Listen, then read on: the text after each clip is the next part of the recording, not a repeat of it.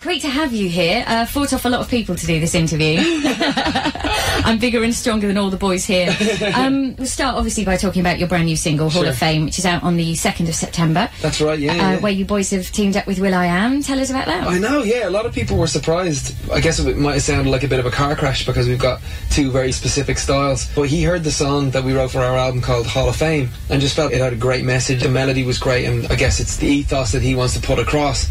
He wanted it for his album. We were like, no, you can't. It's going to be the script's first single. So we just thought it would be a great way to kick off the single. We just thought it was a great song for the two of us to be on. You know, it's doing amazing. I just got a text to say it's the #1 added song in Australia right now as well. Do you think you'll let him have a copy of it on his album? Not at all. No, we're going to keep it for ourselves. Now, see, he does these amazing things where he'll just do a remix of it and then he'll have a version of it and maybe just the chorus, and then he might rap the verses and stuff himself. How do you start writing songs then? Do you see it as a bit of a chore, or is it like a bit of a treat? What's the sort of process for you? It's kind of both. In order for us to actually want to write a song, it normally comes from either a place of pure excitement or a place of pure heartbreak.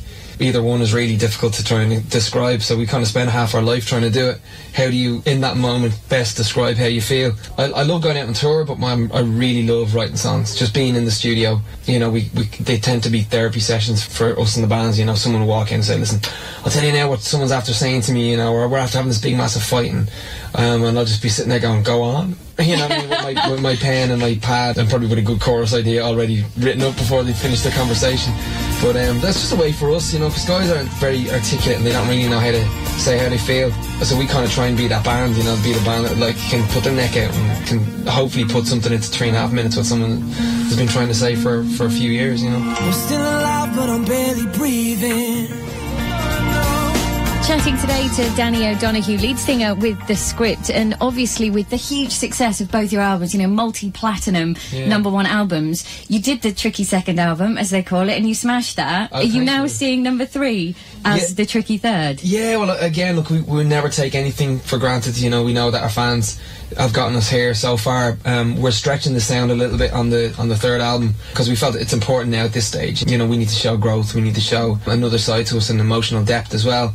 It's still us. We're taking chances. You know, we have will.i.am on one song. Mark is definitely singing a lot more on this album too. Glenn's jumping on harmonies, and everybody's really showing off as much talent as they have. It's really competitive when we're in the studio, but it makes for great results. The new album is out on the 10th of September, which is exactly 2 years after Science and Faith. That's correct, yeah. And it's called #3, is that right? Yeah, because it's kind of like #3, and hashtag to old school people like us means #3. Yeah, it's kind of the kids. It's what we're talking about on Twitter. So is that a clever thing that you've done? I don't know. If you think it's clever, yeah. If you think it's stupid, no. I think it's stupid. No, I'm joking. So if we want to talk about #3, do we have to go #3? No, it's just #3. If you notice on an Apple Mac, 3 and number are both in the same key. And it was that total coincidence. So you pay some marketing genius millions of pounds. Someone told me that the other day, and I was like, really? There's more synergy. No, but there's 3 of us in the band. We recorded it in Studio 3. I was saying yesterday, you know, it's quite like Adele's, you know, it's just about the mental age, really. You know, she released 19 to give you some insight into psychology of her, and then obviously 21. Ours is simply 3. Because we're all 3 years old. That's it. Means you had great fun doing it, I'm sure. There's whispers of a world tour after the album. Is that kind of the plan? Yes, it sounds kind of pretentious. Yeah, we got a world tour coming up. No, it sounds amazing. It sounds so exciting. Yeah, you know, we never forget where we came from, and it wasn't only yesterday. We were playing to like 26 people and down this tiny shed in Dublin. I always find there's a mixed kind of feeling when you're one of those fans that have been with a group since they've been playing free gigs at pubs and everything, and you watch them get bigger and bigger.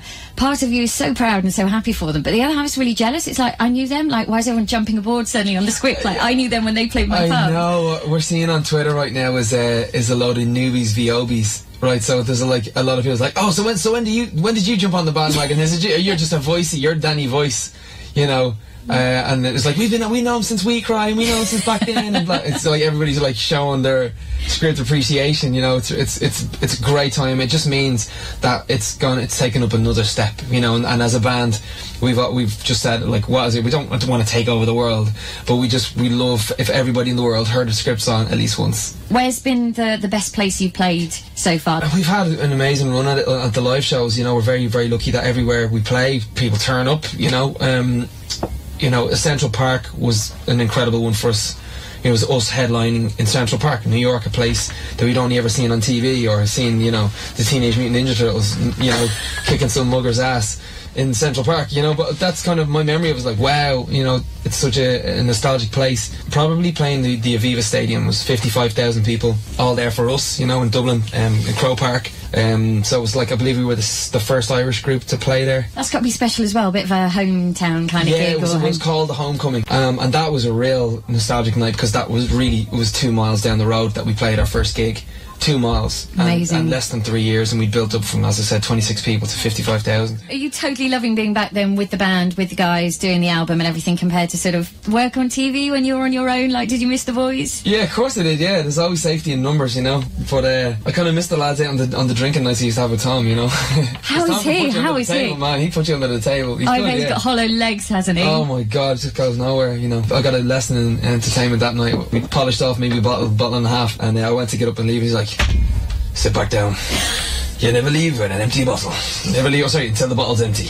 And I was sitting there going, oh, okay, that's champagne. I've already had like a bottle and a half already. If champagne especially, I'm like, wow, my head's all over the place. But we sat there and we finished off the bottle, and then we left. You were held hostage by Tom Jones. Basically, that's pretty awesome. Drinking hostage, yeah. What about Will.i.am? Obviously everyone just fell in love with him. Is he like the puppy that he seems, or is he a horrible, mean and moody person? Yeah, he's horrible, mean and moody. No, not at all, not at all. He's honestly blessed with these ears in the industry that it just, no matter who you are, you just can't help but be appreciative of who he is as a person, because normally people who are that big aren't really that nice, and he is just an antithesis of that whole bigger the star, the nicer they are. That was made for him, because he's such a gentleman, he's caring, he's kind, he's like, you know, I was getting to know him at the same time as everyone else was, and I was just so glad at the end that, you know, the UK had a chance to get to know him, because now that that's gone, they're in love with him, you know. Everyone's like, you know, there's some of the stuff I keep going back to watch, mainly his clips, because some of the stuff he used to say to Bruce Brown, he's like, when he was all like, next, and I was like, I can see like missiles shooting out, like, pow!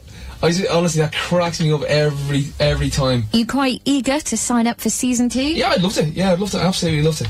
I mean, I think there's some rumours going around that Tom and Jesse aren't. But again, I haven't spoke to them. I haven't heard that straight from their lips. So until I do, I think they're coming back. If there were 3 empty chairs next to you, who ideally would you love to see in those chairs on The Voice next to you? Yeah. The other guys. The scripts. Yeah, I'd love to see them.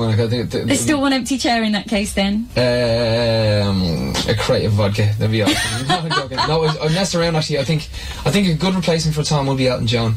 And I think a good replacement for Jesse would probably be Adele. That would be mega. I think it's fair to say that since we've seen you on The Voice every Saturday night, you've become a bit of a sex symbol now. Not that you weren't already, we should point out. How are you coping with that, with your army, your legions of lady fans? So how am I dealing with the ladies? I'm not at all. I really am. Are you enjoying fighting them off? No, I'm not. Don't deal with it very well at all. I really don't. I'm not that. Our phones are going to be ringing off the hook. There's going to be a million ladies like, pass him my number. Pass me the numbers, pass them on, you know, that's great. There you go, get in touch with the studio, there we go. We'll be handing out Danny's mobile number on the Facebook page later on today, I'm sure. 087 254. If only. Right, so Hall of Fame is coming out on the 2nd of September. We've got your album number 3, which is out on the 10th. Seems like a long way away, that's a long wait, but I'm sure we're going to be hearing the song just about everywhere. I hope so, fingers crossed. Yeah, it's been getting great reaction so far. As I said, fingers crossed, because you can never count your chickens before they hatch, but I'm saying because, you know, there's some really good early signs on it. Yeah. Amazing, and thank you so much for coming in today. Enjoy. No worries, thanks again.